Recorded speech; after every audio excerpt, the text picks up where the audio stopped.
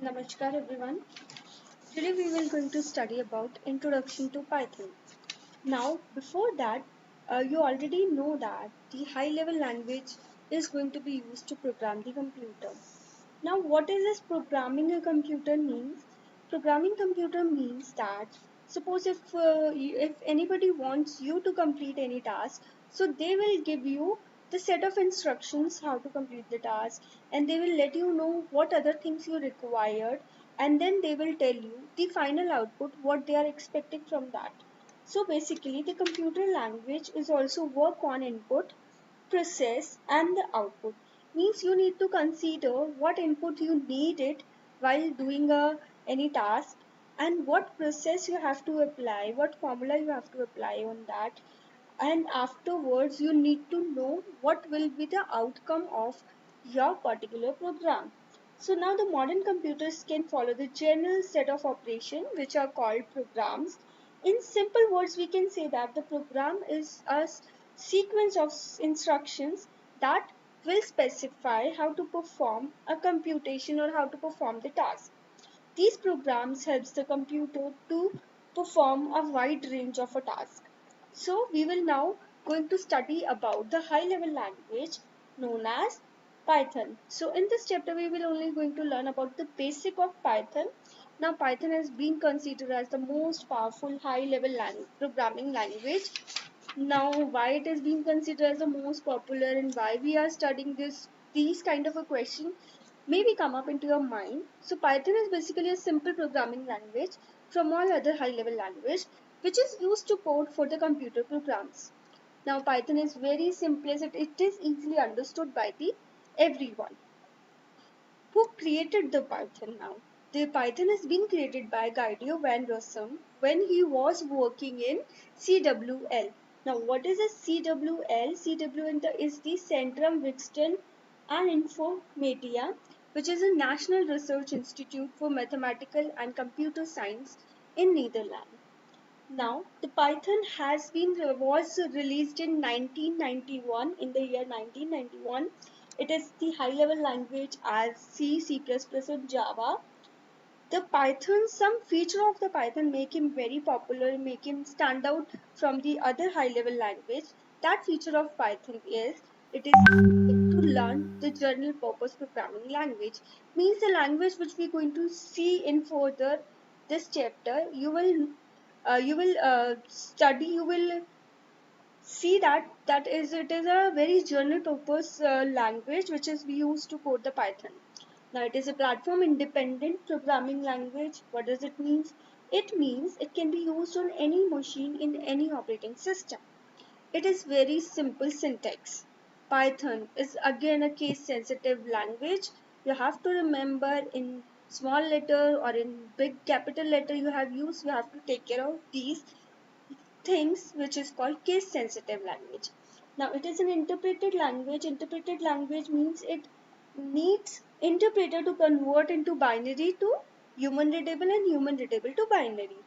It is free to use and even for commercial products. You have already listened about that the Python is now taking over the market. Everything is now depending upon the language Python, either a game. So what are these? These are the applications or the area where we are going to use the Python.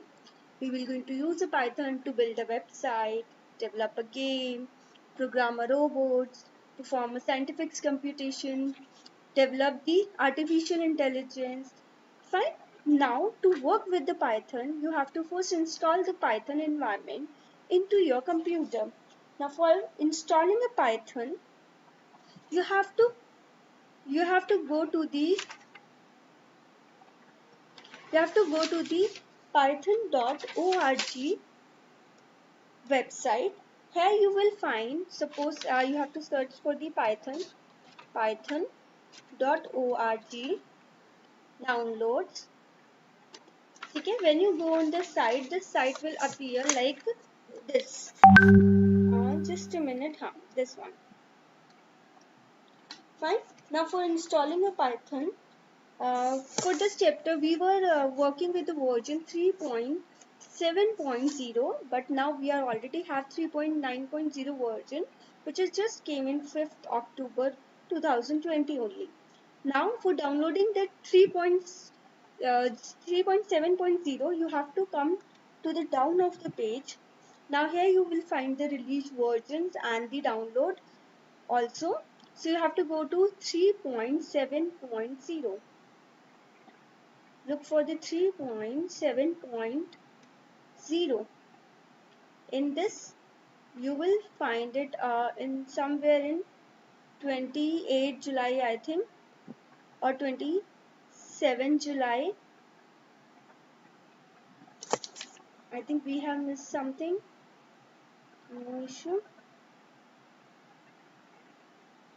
Okay, I think we missed 3.7.0. Look here only. In this list, you will get 3.7.0.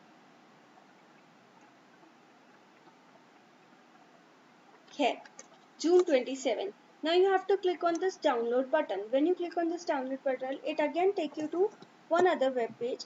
Now come downward in this web page, you will find an option of file category. Now here you will going to install the executable installer. Now when you install the installer, the file is coming to your downloads. Now you have to run that file into your system. Now installing process you have to begin by clicking on run. After running the file, you have to just click on the next instruction which are coming. Keep following the instruction which is come and click on up till finish button. Now when you finish the button, now the window will appear like this. The ideal shell will appear like this. This is called Python shell. Now we will going to study about the component of this shell. As you can see, we are having many components like title bar, menu bar, script area, status bar. So these functions can be these component are as follows. The first component of the Python shell window is the title bar. Now here you can see that I am having 3.86. So the name of the title is coming Python 3.8.6 shell. So this is the title which gives the information about the name of the application or the document. Now the next is the menu bar. Now what is this menu bar? Menu bar is an area where numbers of tabs are appearing like file tab. File tab help you to create a new file, open existing file, or you can even exit the application if you want to exit from the application. Now the edit tab will let you undo, redo, copy, cut, paste, select. These basic option which we are going to use, it will comes under the edit option. Now there are many more tabs which we will going to discuss it later on. Now the next is this area where these information of a Python is written is called the script area. Now this is the area where you will actually type your code. After the script area, you have seen this bar is coming where ln3:4 is written. Just look into the pointer which I am pointing. So this is called the status bar. The status bar tells you the current status of your control or the cursor of the window. This cursor which is blinking right now, it will tell the status of this cursor in status bar. Right? Now here we will discuss about Python programming in interactive mode. So this mode which is basically coming to you in Python, you can work with two modes. The first mode is known as the interactive mode, and the second mode is known as the script mode. So this environment which is right now appear in front of you is called interactive mode. What is interactive mode? Interactive mode says that the instructions are going to be executed line by line, giving output of each and every instructions together. Now in this mode, the commands are typed next to this Python prompt. These three arrows called the Python prompt. You have to write in front of the command. Suppose you have written 3 plus 5. You can see the answer will appear, that is 8. So it is interpreted language. It need to be executed each and every language that time only. Okay? Now interactive mode, what is the importance of this mode? And the importance of this mode is that it is beneficial for testing codes where you type the command one time and get the result or error immediately. Suppose I am going to write some wrong command over here. Okay, now I'll get the error exactly that time that print is not defined. There is a print error. Okay, there is a name error. Now you can press F1 key to have a Python help. When I press F1 key, you can see the Python help page will appear. You can just read the instructions or any of the topic you want to read, you can read it from here.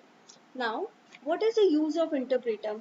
The use of interpreter here is when I have written 3 plus 5, it converted into the binary language, processed it and find out the output, and after that it again converted into human language and displayed the message to us, right? So now we will study about one more function which is called the print function. What is this print function? Print function is used to display the output or any command on the screen as it is. Suppose if I use print function and I write here hello world and close the bracket. Now you can see it display the message as it is. Now I can also use the print message for 3 plus 5 also, and it will display the output. Now the print function always be appear in a small letter as it is a case sensitive language, which we have told you earlier. When I have written here as a capital P, it give me a name error. Okay? So now you can also use with the print numbers of argument. What does it mean, numbers of argument? You can use print. You can give the output is